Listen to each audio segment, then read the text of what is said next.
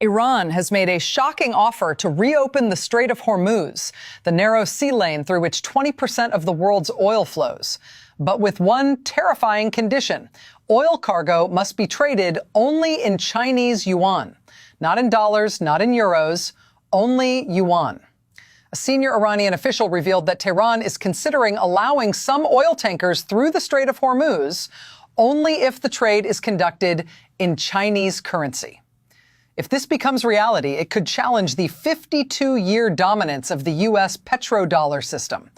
But the real question is not just about oil. The real question is, why is Iran doing this? How will the United States respond? And how could the entire world react if the global oil system begins to split into two currencies? To understand what is happening today, we have to go back more than 50 years. In 1974, after the oil crisis shook global markets, the United States made a historic agreement with Saudi Arabia. The deal was simple but incredibly powerful. Saudi Arabia, and eventually most of OPEC, would sell oil only in U.S. dollars. In exchange, the United States would provide military protection, security guarantees, and access to global financial markets. That agreement created the petrodollar system. And it changed the world. From that moment on, every country on earth that needed oil had to hold U.S. dollars. Japan needed dollars. Germany needed dollars. India needed dollars. China needed dollars. Even countries that hated American policies still needed dollars to buy energy. This created massive global demand for the U.S. currency. And that demand gave Washington an extraordinary power. Because when the world needs your currency, you gain enormous economic leverage. The United States could impose sanctions, freeze bank accounts, cut countries off from the financial system, pressure governments through currency markets. For decades, this system became the foundation of American global power. But over time, some countries began searching for ways to escape it, and Iran became one of the most determined challengers. Why Iran wants to break the dollar system. Iran's conflict with the United States did not start today. It has been building for more than 40 years. Since the Iranian Revolution in 1979, relations between Washington and Tehran have been hostile. Over the decades, the United States imposed layer after layer of sanctions on Iran's economy. These sanctions targeted Iranian oil exports, Iranian banks, international companies doing business with Iran. Because oil sales are Iran's main source of revenue, these sanctions were devastating. Iran suddenly faced a major problem. It could produce oil, but selling it in the global system became extremely difficult. Most international banks refused to process Iranian transactions. Most shipping companies avoided Iranian cargo. Most countries feared secondary sanctions. So Iran began looking for alternative economic systems. And one country became its most important partner: China. China is the largest energy importer in the world, and its economy needs enormous amounts of oil. Meanwhile, Iran has huge reserves of crude, but limited buyers due to sanctions. This created a natural partnership. In 2021, Iran and China signed a 25-year strategic cooperation agreement involving major investments and long-term energy deals. Under this arrangement, China would invest billions into Iran's infrastructure, energy sector, and technology. In return, Iran would provide China with discounted oil supplies. But there was another crucial aspect of this partnership. China wanted to expand the global use of its currency, the yuan.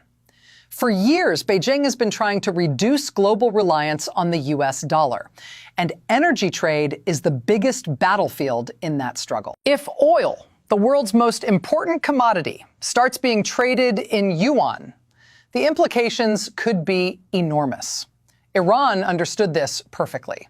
And now, with war raging in the Persian Gulf, Tehran may be trying to use its most powerful geopolitical weapon: the Strait of Hormuz.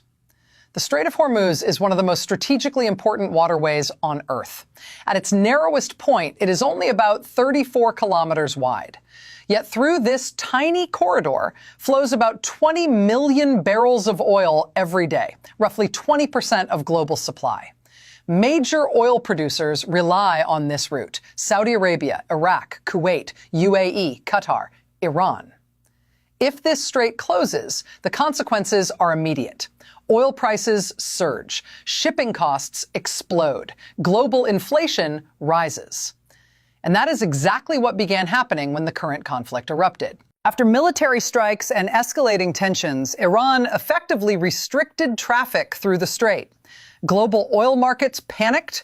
Energy prices jumped above $100 per barrel. Some analysts warned prices could reach $150 or even $200 if the crisis worsens.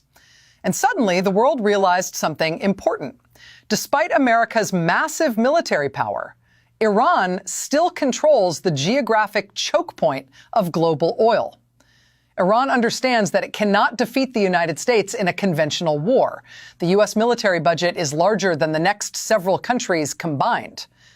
But Iran doesn't need to win a traditional war. Instead, its strategy focuses on asymmetric power. In simple terms, Iran cannot match America's military strength, so it targets America's economic vulnerabilities. Experts say Iran's strategy aims to create global economic pressure that forces political compromise. By disrupting shipping in the Strait of Hormuz, Iran can cause massive economic shock. And by linking the reopening of the strait to yuan-based oil trade, Iran may be attempting something even bigger: a challenge to the financial architecture of global energy markets. If Iran seriously attempts to enforce yuan-based oil trade through Hormuz, Washington has several possible responses. Scenario 1: military escalation. The United States could dramatically increase its military presence in the Persian Gulf. This could include aircraft carrier strike groups, naval escorts for tankers, mine-clearing operations, airstrikes on Iranian naval infrastructure. But military escalation carries serious risks. Iran has already used mines, drones, and missile attacks in the region. Even a small naval confrontation could trigger a much larger war. Scenario 2: economic counterattack. The U.S. could impose even harsher sanctions on Iran. This might include targeting Chinese companies buying Iranian oil, blocking yuan-based oil settlements, pressuring banks to reject non-dollar energy payments. However, this approach also has limits. If China openly defies U.S. sanctions, enforcing them becomes much harder. Scenario 3: diplomatic pressure. Washington could pressure Gulf allies, such as Saudi Arabia, UAE, Kuwait, to maintain oil sales in dollars. If these major producers continue pricing oil in dollars, the petrodollar system would likely remain dominant. Scenario 4: strategic energy response. The United States and its allies could release massive oil reserves to stabilize markets. In fact, global emergency reserves have already been deployed to offset supply disruptions. This strategy buys time, but it cannot permanently replace the oil flowing through Hormuz. The rest of the world is watching this crisis very carefully because the stakes are enormous. European countries are already negotiating with Iran to ensure safe passage for their ships.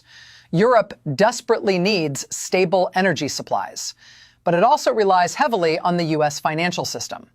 So European governments may try to avoid choosing sides. China is perhaps the biggest winner if yuan-based oil trade expands. China imports huge amounts of energy from the Middle East. If it can pay in its own currency instead of dollars, Beijing gains enormous financial leverage, and the yuan becomes more influential globally. Russia could quietly support this shift. Since Western sanctions already pushed Russia toward non-dollar energy trade, Moscow has a strong interest in weakening dollar dominance. BRICS countries. Countries like India, Brazil, South Africa may begin experimenting with alternative payment systems for energy, not necessarily abandoning the dollar completely, but gradually diversifying away from it. Some analysts believe the world could be moving toward a dual energy system. In this scenario, one part of the world continues trading oil in dollars. Another part increasingly trades oil in alternative currencies, like the yuan. This would create something unprecedented: two competing financial systems for the same commodity. For example, Western markets might price oil in dollars through traditional exchanges.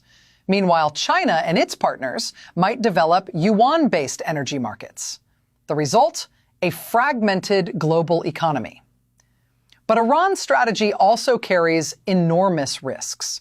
If the Strait of Hormuz remains closed too long, Iran itself suffers. Its economy depends heavily on oil exports. Blocking the strait could damage its own revenue. Some analysts warn that fully shutting the strait could even become economic suicide for Iran. So Tehran must balance pressure with survival. This may explain why it is considering limited tanker access rather than total closure. The most important question may not be about oil or shipping. It may be about the future of global power. For decades, the international system has been built around American financial dominance. But now several forces are challenging that system: China's economic rise, Russia's sanctions resistance, BRICS financial cooperation, alternative payment systems. Iran's Yuan proposal could be one small piece of a much larger transformation, or it could simply be a short-term wartime tactic. Right now, nobody knows. Conclusion. One thing is certain: the Strait of Hormuz crisis has revealed something profound about global power. A narrow stretch of water, only 34 kilometers wide, can shake the entire global economy. And a single sentence: oil traded in yuan instead of dollars, could trigger debates about the future of the international financial system. But the final outcome remains uncertain. Will the United States defend the petrodollar with economic or military power? Will China quietly support the expansion of yuan-based energy trade? Or will diplomacy eventually reopen the strait and restore the old system? For now, the world is watching one of the most dangerous geopolitical chess games of our time. Because the battle unfolding in the Persian Gulf may not just be about oil. It may be about who controls the financial system of the 21st century.